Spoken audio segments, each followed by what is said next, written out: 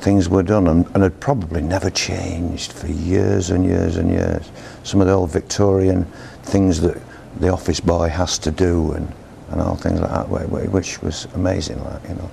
And the scrapes we got up to, like, you know, like they used to have this wonderful big clocking in machine, and it was a huge circle of wood with this great big, like almost like a clock finger with a pin on it, and this was numbered from 1 to X.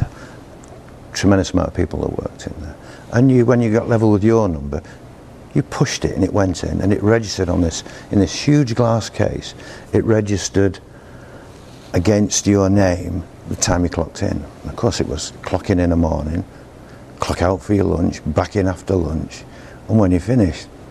So of course the tricks you soon learn as an office boy to keep in with certain people is you're in there early and you have a sheet of numbers and you're cling, cling, cling, clocking different people in and out, like, you know, which was obviously very frowned upon, but it did all right for you. It stood you in good stead. You got favours. I remember there used to be American ships used to come in from either two companies, Lykes Lines, which were famous, and United States Liners, and they used to run a fortnightly intermittent service, and they used to berth just on the corner here, 2 Shed 9 Dock. And one of the first things that they used to do when they used to arrive, they'd be in for about a week, was the United States Lines rep would get hold of Henshaw's somewhere in the blind school in it was either Hume or Wally Range, somewhere like that. They'd hire a coach and they'd bring all the kids down to the ship, and they'd have a big party for them. And the Americans had good food. We didn't have food like that. And even though I'm going back to the 60s, they knew how to eat, and they looked after the kids. And it was a bit humbling many times, you know, and I think these kids going back to the blind school after or whatever, you know. They had a big party for the kids at Christmas as well on the American boats. They used to do it more than anybody, and it was fabulous the way they looked after the kids, you know. The estate of huts, that was interesting. Each one had a little billy stove in the corner with a metal lid, you know, the type of mean you see in the old black and white cowboy films. Everybody hid in there when it was cold. Some people spent from October to bloody March in them. And of course you needed a supply of good wood, didn't you, you know, and eventually over times it got Spartan, so people would nick out during dark hours and knock the odd wedge out the railway line on the sleepers. Of course, after a few years there was hardly anything holding the bloody railway lines up, and there were quite a lot of disarray, you know, wagons that came off the track and track bent and all sorts. Yeah. It was funny. Now I remember Bert, when I first started there, he must have been, God, I don't know how old he was, but I always remember him telling me this story.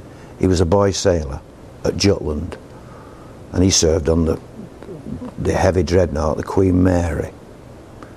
Or was it the Queen Elizabeth? Well, I don't know. Somebody else would have to verify that. But Bert, yeah. And he used to tell me the story of the spittoon. And everybody went on deck smoking for a smoke. Everybody smoked. But you couldn't spit. Oh no. If you were caught spitting, you were given the dish and the club. And the only way you got rid of the dish and the club was find somebody else spitting, hit him with a club and give him the dish. And that's the only way you got rid of it. Naval traditions. But Bert was, God, he was well old then. And Tommy Kelly was his engineer. And they used to splice wire ropes at the back of the dock office. And they'd make a wire sling. It might take them a fortnight.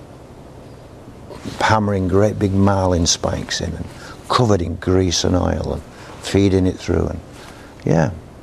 But Bert used to look at something on the back of a lorry, be it a transformer or whatever it was. He'd be told what it weighed, and he would just look. And he would, yeah, you need this sling or that sling, and it was spot on. He used to have a little cat. And at the time of the Beatles, he named the cat Ringo. It was a little ginger Tom. Now Bert used to live at the top near White City, and Ringo used to jump off the 60-ton. This is not a spoof. This is spot on. He used to jump off the 60-ton crane that's tied at the end of Eat Dog every morning, 7:30, and it used to run to the gate, and it used to wait at the bus stop. Now you've heard of dogs carrying newspapers. Ringo the cat did it for Bert every morning. Yeah, yep, his Daily Mail.